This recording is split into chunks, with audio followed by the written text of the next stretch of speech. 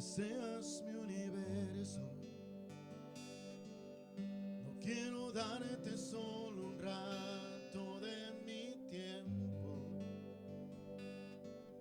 No quiero separarte un día, solamente que seas mi universo. No quiero darte mis palabras como gotas. Quiero un diluvio de alabanzas en mi boca.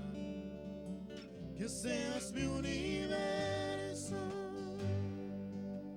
que seas todo lo que siento y lo que pienso. Que seas el primer aliento en la mañana y la luz en mi ventana.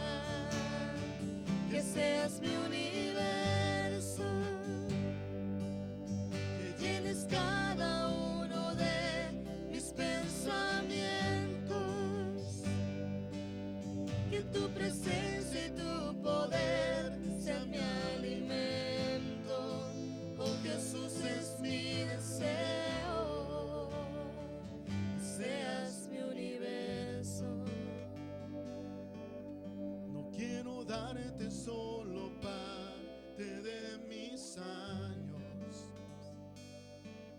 Te quiero dueño de mi tiempo y de mi espacio. Que seas mi universo. No quiero hacer mi voluntad, quiero agradarte. Y cada sueño que hay en mí quiero entregarte. Cántalo conmigo, vamos a decirle. Seas mi universo, que seas todo lo que siento y lo que pienso. Que seas el primer aliento en la mañana y la luz en mi ventana. Que seas mi universo, que llenes cada uno de mis pensamientos. Que tu presencia y tu poder sean mi alimento.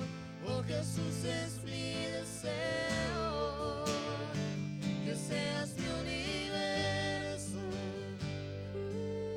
Que seas todo lo que siento y lo que pienso. Que seas el primer aliento en la mañana y la luz en mi ventana. Que seas mi universo,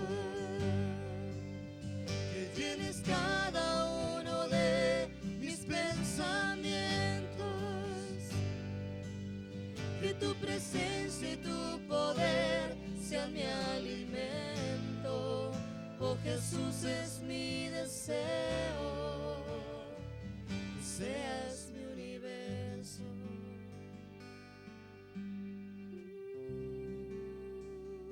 Que seas mi universo.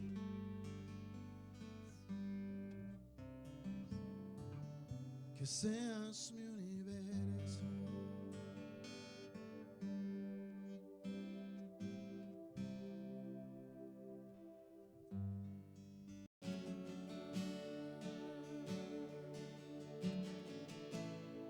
Por un momento en tu presencia, por un instante de tu amor, por un destello de tu gloria, por un minuto nada más, todo daría, no importaría lo que tenga que pasar, lo que tenga que esperar.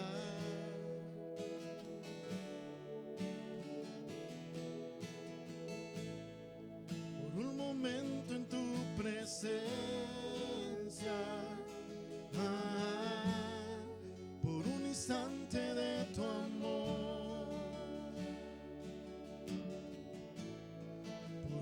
destello de tu gloria. Por un minuto nada más, todo daría, no importaría lo que tenga que pasar, lo que tenga que esperar. Tengo hambre de ti, de tu presencia, de tu fragancia, de tu poder. Hambre que duele, que debilita, que desespera por ti.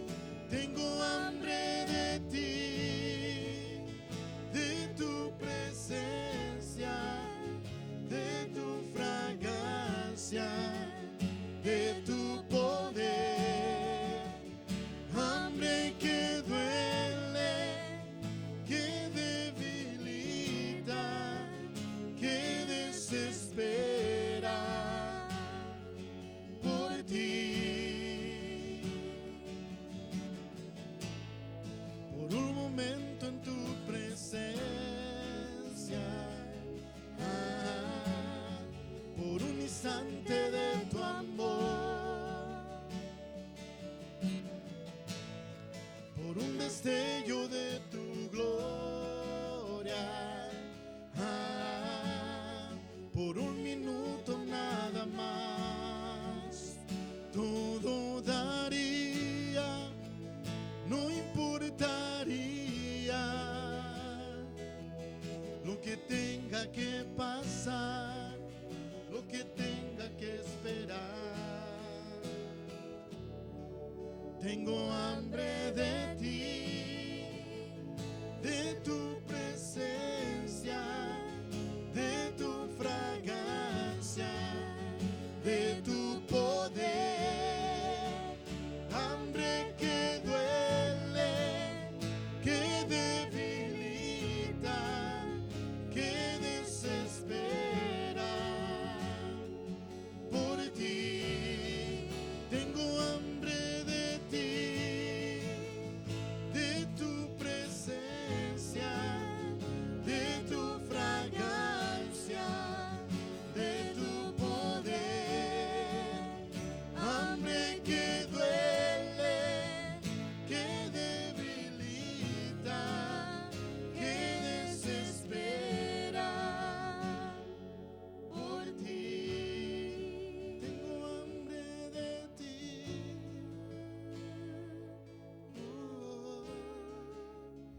hambre de ti, Señor. Tengo hambre de ti,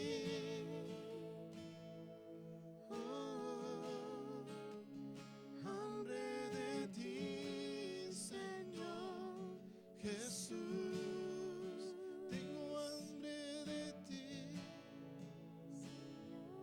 Jesús. Hambre de ti, Señor.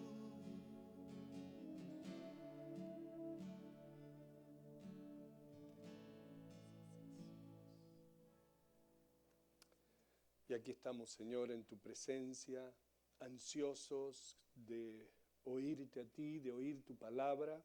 Señor, con este libro nuevo que comenzamos hoy, te pedimos que nos hables a través de este libro, porque tenemos hambre de ti, Señor. En el nombre de Cristo Jesús.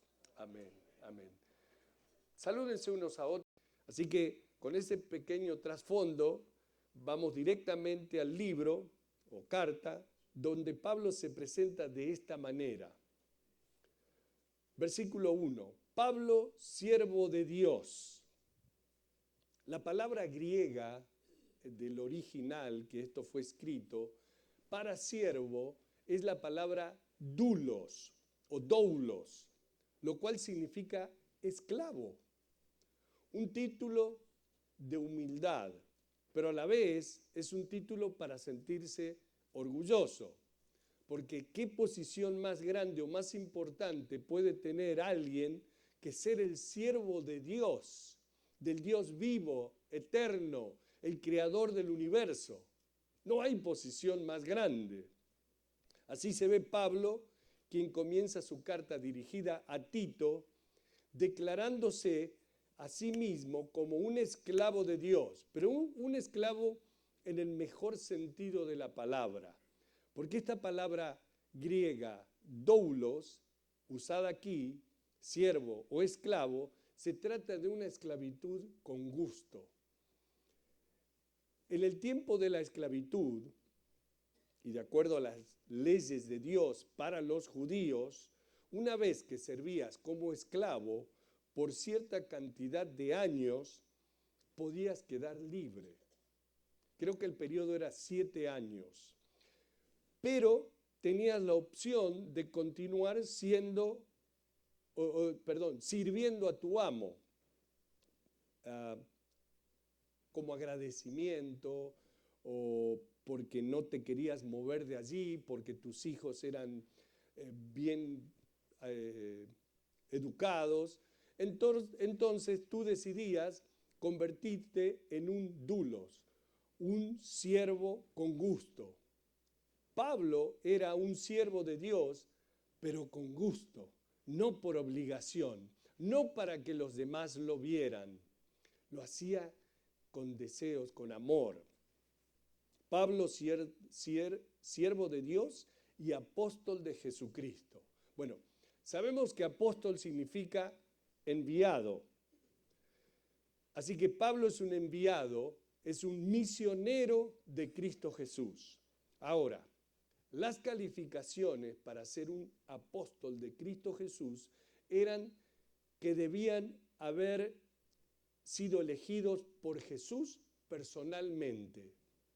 Eso implicaba el haber visto a Jesús personalmente. De manera que los 12 originales y Pablo, que vio a Jesús camino a Damasco, calificaban para ser llamados apóstoles de Cristo Jesús. Así que los demás apóstoles que menciona la Biblia o que hoy se hacen llamar apóstoles, son enviados de la iglesia, misioneros de la iglesia. Así que Pablo, siervo de Dios, apóstol de Jesucristo, conforme a la fe de los escogidos de Dios y el conocimiento de la verdad que es según la piedad. Pablo, siervo de Dios, está escribiendo a los escogidos de Dios, a los fieles que buscan la verdad que es según la piedad, según lo bueno, según la santidad. Piedad significa ser como Dios es. Dios es bueno, Dios es santo. En realidad, Pablo aquí le escribe a todos aquellos que buscan las cosas de Dios. Versículo 2. Y esto también es muy importante. En la esperanza de la vida eterna, la cual Dios, que no miente, prometió desde antes del principio de los siglos. Yo no sé dónde Dios prometió vida eterna antes que el mundo comience y a quién le prometió. Pero obviamente esa promesa solo la podía hacer alguien que existiera antes que el mundo comience. ¿Quién? Solo Dios. Él creó todo. Esta palabra eterna, donde habla de la esperanza de la vida eterna, es la palabra griega aionios, que es una edad con vida permanente, un tiempo continuo, sin principio, sin fin, eternidad, eterno. En nuestra mente es algo difícil de entender. Dios nos ha dado la esperanza de la vida eterna y fue prometida por Jesús mismo cuando le dijo a Nicodemo esas famosas palabras, porque de tal manera amó Dios al mundo que ha dado a su Hijo unigénito para que todo aquel que en Él cree no se pierda, mas tenga vida eterna. San Juan capítulo 3, versículo 16. O sea que La vida eterna es una esperanza maravillosa para nosotros. Una esperanza que ha sido confirmada por la resurrección de Cristo Jesús de la muerte. El apóstol Pedro en su primera carta dijo: bendito el Dios y Padre de nuestro Señor Jesucristo, que según su grande misericordia nos hizo renacer para una esperanza viva por la resurrección de Jesucristo de los muertos, para una herencia incorruptible, incontaminada e inmarcesible, reservada en los cielos para vosotros, que sois guardados por el poder de Dios mediante la fe, para alcanzar la salvación que está preparada para ser manifestada en el tiempo postrero. Eso está en 1 de Pedro capítulo 3.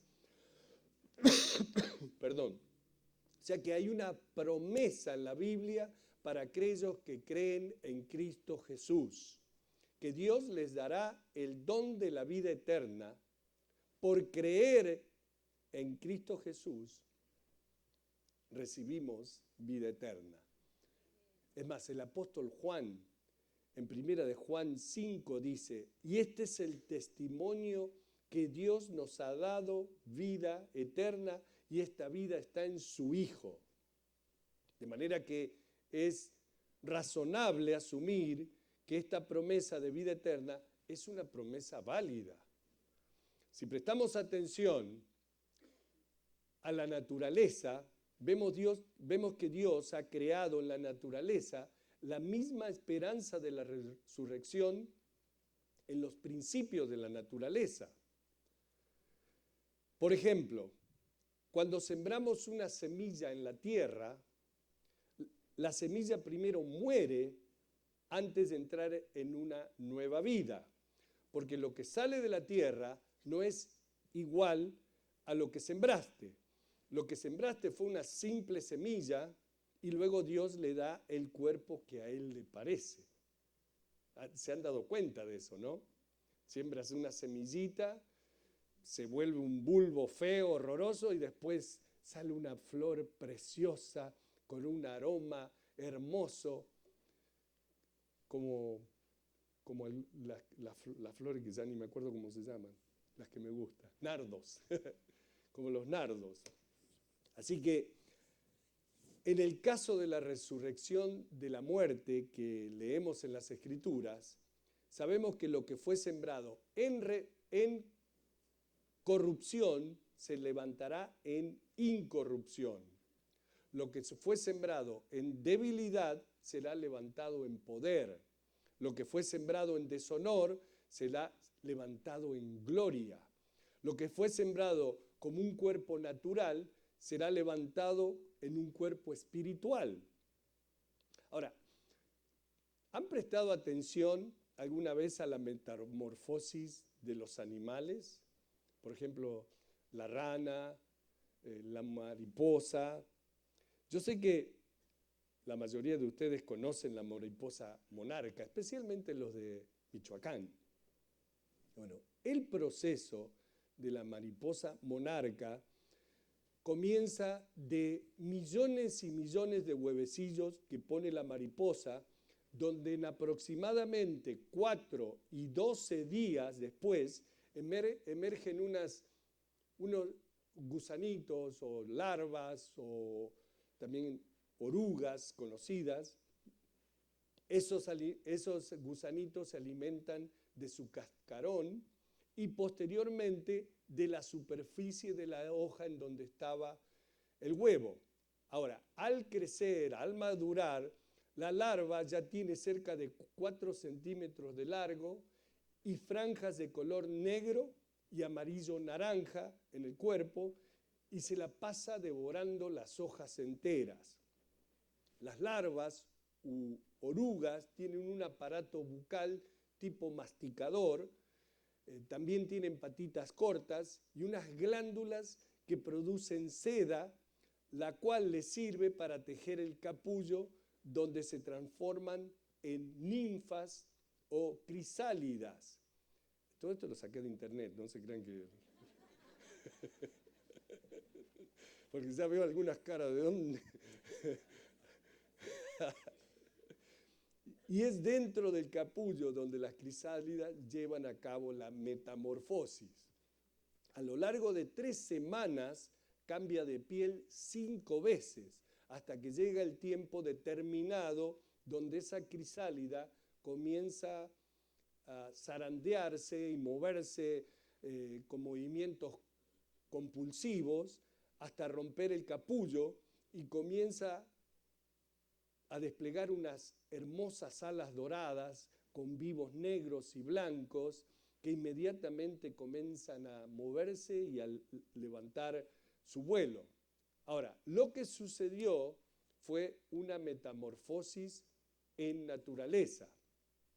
Es un cambio de cuerpo en el que la oruga, el gusano, cambió de su cuerpo de gusano a un estado de crisálida, de insecto. Ahora, si uno toma el capullo durante el estado de gusano y lo pica, lo pincha, salpica jugos, solamente jugos. Pero de allí se forma esa maravillosa mariposa monarca, la cual a propósito tiene idénticas marcas de la mariposa que puso los huevos de los cuales nació la oruga. De manera que hubo un cambio de cuerpo por un cuerpo nuevo que está diseñado para un entorno totalmente diferente. Ahora, Dios, cuando hizo nuestros cuerpos, los diseñó para el entorno del planeta Tierra, para que habitemos aquí en la Tierra, en este ambiente terrestre. Y creo que es razonable creer que si Dios trajo la resurrección a una semilla para que sea una flor hermosa, y si Dios puede cambiar un gusano en una mariposa y darle un cuerpo adecuado para un entorno totalmente diferente, entonces Dios también puede darnos un cuerpo que está adaptado para un entorno totalmente diferente. Y eso es exactamente lo que la Biblia enseña. Así como nosotros hemos nacido con la imagen de la tierra y hemos sido terrenales, cuando estemos allá también tendremos la imagen de los cielos. Dios ha hecho este cuerpo y lo ha adaptado para habitar aquí en la tierra.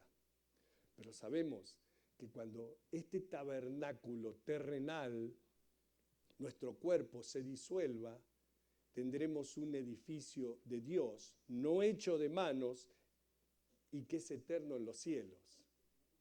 El apóstol Pablo en 2 Corintios capítulo 5 dice: porque asimismo los que estamos en este tabernáculo gemimos con angustia porque no quisiéramos ser desnudados sino revestidos para que lo mortal sea absorbido por la vida.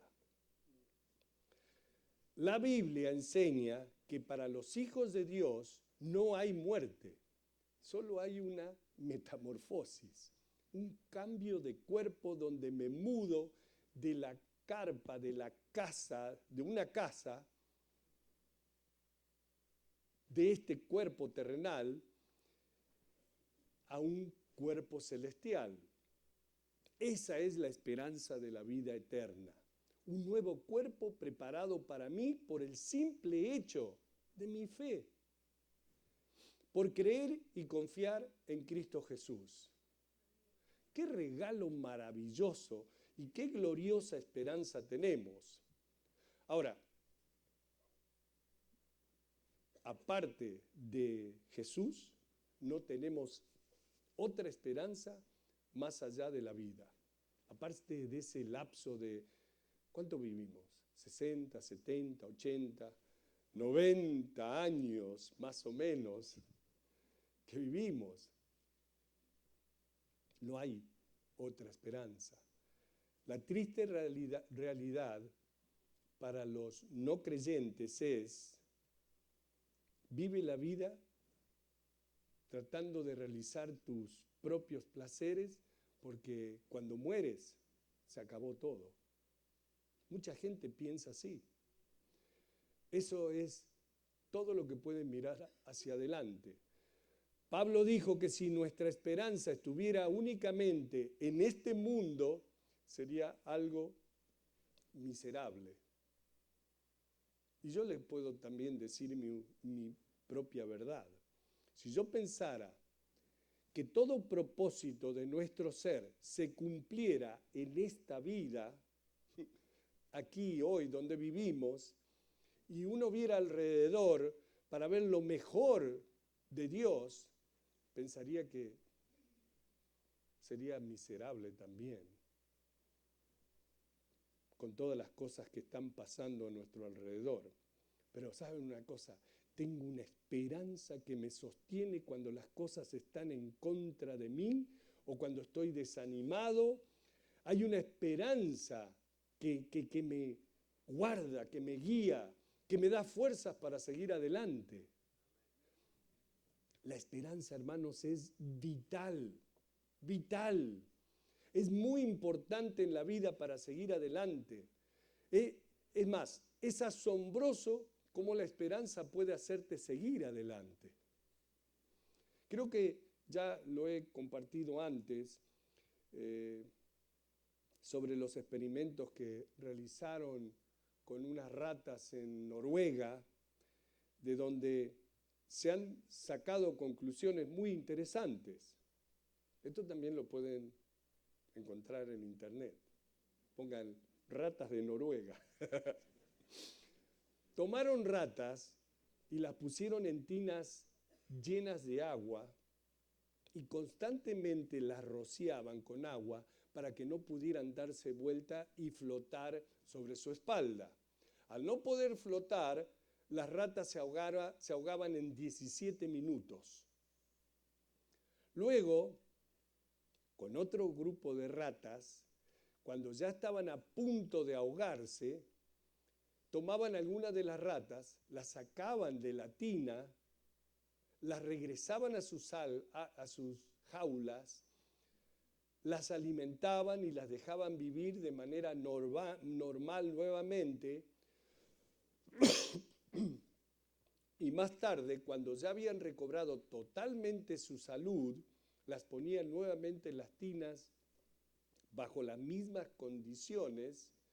Estas ratas, que antes eran capaces de durar un promedio de 17 minutos, ahora eran capaces de sobrevivir por 37 horas. Los científicos y los psicólogos que realizaron estos experimentos atribuyen esto al hecho de que las ratas experimentaron una experiencia de salvación. Esto es, que fueron salvadas cuando casi estaban ahogadas. Así que luego, cuando las volvieron a poner en el agua, esperaban ser salvadas nuevamente. De manera que continuaron vivas no solo por 17 minutos, sino por 37 horas. La conclusión es que la esperanza hace mucha diferencia. Qué gloriosa esperanza tenemos nosotros. Esa esperanza de vida eterna hecha por Dios en Cristo Jesús. Además, la promesa de Dios es algo seguro. Dios que no miente. La palabra de Dios que no falla. Nos ha dado la promesa de la vida eterna.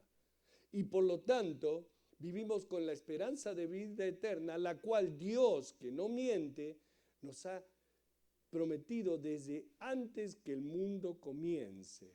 Versículo 3. Y a su debido tiempo manifestó su palabra por medio de la predicación que me fue encomendada por mandato de Dios, nuestro Salvador. O sea que el plan de redención existía desde antes que el mundo fuese, porque Dios sabe todas las cosas. Ahora, no me pregunten por qué Dios creó al hombre si sabía que el hombre iba a caer. No me lo pregunten porque no lo sé. Dios me dijo de que no voy a entender todos sus caminos. Así que por sus propósitos y por sus razones, Dios creó al hombre sabiendo que el mundo caería, sabiendo que el hombre iba a fallar. Pero Dios también predestinó el método de la redención, de la regeneración. ¿Cómo? Prometiendo enviar a su Hijo para revelar su amor, para que aquellos que creyeran en Él pudieran tener la esperanza de la vida eterna a través de Él. Y a su debido tiempo, y el tiempo le dio la razón a Dios en ese sentido, en muchos otros aspectos todavía estamos sin poder ver el resultado final, pero con respecto a la naturaleza eterna de Dios, Él está fuera de la continuidad del tiempo. ¿Qué es eso? Que donde Dios está, en la órbita donde Dios está, Dios ve todo el espectro de tiempo con solo una mirada. Él ve el comienzo y el fin con solo una mirada. De manera que donde está Él no es 6.000 años atrás o 2.000 años para adelante. Dios ve todo como ahora, todo el panorama completo. Él ve la figura completa con solo una mirada. Nosotros, dentro de la continuidad del tiempo, vemos las cosas a medida que pasan, pero Dios ve todo, ahora. Es interesante, ¿no? ¿Se han puesto a pensar alguna vez eso? Dios sabe todo. Dios sabe el día y la hora que tú ibas a decir, reconozco que soy pecador, me arrepiento, acepto a Cristo Jesús. Y Dios sabe de aquellos que siguen negando a Dios, a Cristo Jesús, y que no van a ser salvos, pero Él te da la libertad de que tú elijas. Él lo sabía desde el principio, cuando nos creó, que nosotros íbamos a fallar. Es más, Él le entregó su vida por ti y por mí antes de que nosotros ni siquiera naciéramos. Eso es amor, porque Él sabía de que íbamos a fallar. Entonces ya planeó nuestro Salvador. Qué hermoso cuando eso lo entiendes. Así que ese plan de vida eterna, el plan de la redención, existe desde antes que el mundo comience. Pero a su debido tiempo, Dios lo dio a conocer al hombre. Pablo dice,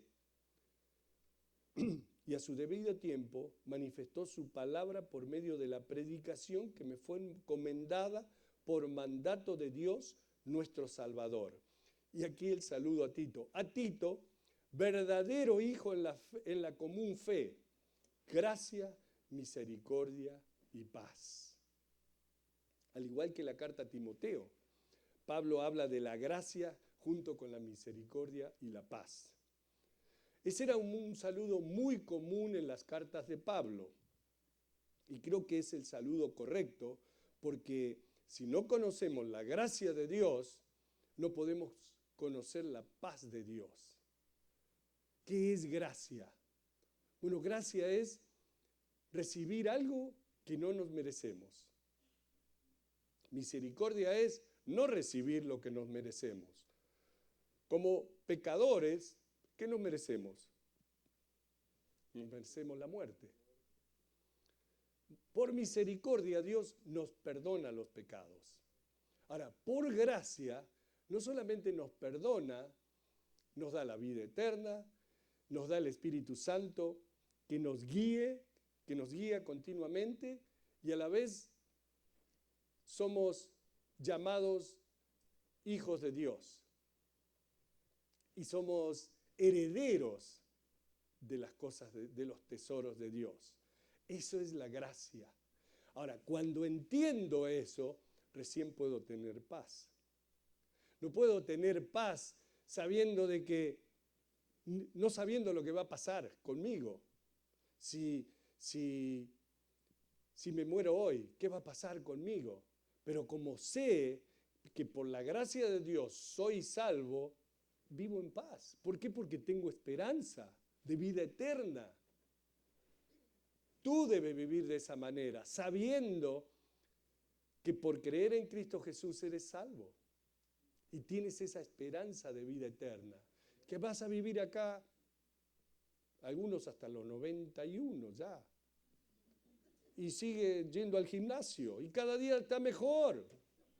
Otros, no sé, llegaremos hasta los 68, 70, no sé. Y después, vida eterna. Gracia, misericordia y paz de Dios Padre y del Señor Jesucristo, nuestro Salvador. Ahora, al leer como dice aquí, y por eso me encanta leer la Biblia y enseñarla de esta manera, porque hay tantas cosas que tenemos que aprender. Al leer como dice aquí, Señor Jesucristo, la palabra Señor, Kurios en el griego, es un título, no es un nombre. Señor es su título, el cual nos habla acerca de la relación. Porque si Él es el Señor, entonces nosotros somos siervos. Si le llamo Señor, la inmediata relación es que yo soy el siervo. O sea, al llamarle Señor, me estoy declarando a mí mismo como su siervo, como su esclavo. Me encanta. Por eso es que Jesús dice, ¿por qué me llaman Señor, Señor, y no hacen lo que les mando? Eso es inconsistente. Jesús dijo, muchos vendrán en ese día diciendo, Señor, Señor, pero yo les diré, nunca los conocí. Mucha gente usa ese título como un nombre y por eso realmente no comprenden lo que significa su título. El Señor es su título. Su nombre es Jesús. Y también el nombre Jesús es muy interesante porque podría haber buscado Panchito, pero no, es Jesús. En San Mateo 1, el ángel le dijo a José, y llamarán su nombre Jesús porque salvará a su pueblo de sus pecados. ¿Por qué Jesús? Jesús es en español. En el griego es Jesús. Pero esa palabra deriva del hebreo, que es Yahshua. Yahshua es en el original, en el hebreo, que significa, es una palabra compuesta. Ya, Dios, de Yahvé, Yahweh, ya, Dios. Shua es salvación. Dios, salvación. Ese es el nombre, el significado del nombre Jesús. Por eso el ángel le dijo que Él salvará a su pueblo de sus pecados. Nuestro Dios, Salvador. Por eso es Jesús. No es al tanteo que le puso Jesús, porque estaba de moda, como hoy los chicos se llaman diferentes nombres, porque se ponen de moda. Ahora, por eso su nombre es Jesús, su título Señor, y por eso a mí me gusta hacer una pausa cuando, de verdad no me gusta como la Biblia Reina Valera 60 dice Jesucristo. A mí me gusta hacer una pausa y decir el Señor Cristo Jesús. Muchos creen que Jesucristo es su nombre completo. Jesucristo. No, Él es el Señor Cristo Jesús. Por esta causa, dice el versículo 5, te dejé en Creta para que corrigieses lo deficiente y establecieses ancianos en cada ciudad, así como yo te mandé. Creta. Creta es una isla que pertenece a Grecia y está en el mar Mediterráneo, al sur de Grecia. Es una isla que mide 250 kilómetros de largo y tiene desde 12 kilómetros hasta 60 kilómetros de ancho. Es una isla paradisiaca hoy en día que la gente va y se come riquísimo. Ahí paran los ¿cómo se llaman? Los grandes barcos, los cruceros. ¿Cómo conocen? Cruceros. Y los Estados Unidos tienen una base aérea allí en Creta. Pero en ese tiempo, Creta tenía una reputación muy mala. La gente de Creta era conocida como inescrupulosa, especuladora, de malas intenciones. En otras palabras, eran tremendos. En la antigüedad se hablaba de la maldad de los cretenses, de los sicilianos, que todavía sigue así, y los capadónicos, pero decían que los de Creta eran los peores. De hecho, una palabra griega, Cresia, nació de la maldad de la gente de Creta. Cresia es un hombre que es avaro, hambriento por el dinero, deshonesto, inescrupuloso en todos sus tratos. Eran unos cresianos, eran unos cretinos. Así eran conocidos los cretenses. Y en ese ambiente estaba el cuerpo de Cristo. Pablo había dejado a Tito, un joven, encargado de la iglesia de Creta. Y de acuerdo a la carta que Pablo escribió a los Corintios, Tito era un hombre muy parecido a Pablo. Tenía el corazón de Pablo. Era un siervo confiable, compañero de Pablo en el Evangelio. Y lo dejó en Creta con el propósito de ordenar ancianos en todas las ciudades como Pablo le había enseñado. Ahora, notan que dice ancianos. La palabra griega para ancianos es presbíteros. ¿Han escuchado eso, no? Cuando estábamos en la iglesia católica. El presbítero. Anciano. Versículo 6 dice, el que fuere irreprensible, marido de una sola mujer, y tenga hijos creyentes que no estén acusados de disolución ni de rebeldía. Eso, por supuesto, se trata de cuando los hijos que tienes en la casa, que viven y tú aceptas todas las locuras que cometen. De eso se está refiriendo. Una vez que se fueron de la casa, allá ellos. ¿Por qué es necesario, dice aquí ya, el obispo sea irreprensible como administrador de Dios? ¿Quién es el obispo? Es el pastor, el líder de la iglesia. La palabra obispo en el griego es episcopos. Y tenía que ser irreprensible. Irreprensible significa intachable, irreprochable, justo, virtuoso, inocente. En realidad tenía que ser un hombre casi perfecto. Cuando leo estas cosas digo, Señor, perdóname. Pablo continúa, no soberbio, o sea, no orgulloso. Híjole, argentino. No iracundo, no violento. Hay otra. No dado al vino. Bueno, ahí estamos bien, no soy borrachito. No pendenciero, no peleador, no provocador, no matón, ¿no? Ahora, por lo que dice aquí, en algún momento debe haber sucedido que aquellos que fueron señalados como obispos, como líderes de la iglesia, realmente no pudieron manejar el poder que tuvieron. Se enorgullecieron y parece que si la gente no les obedecía,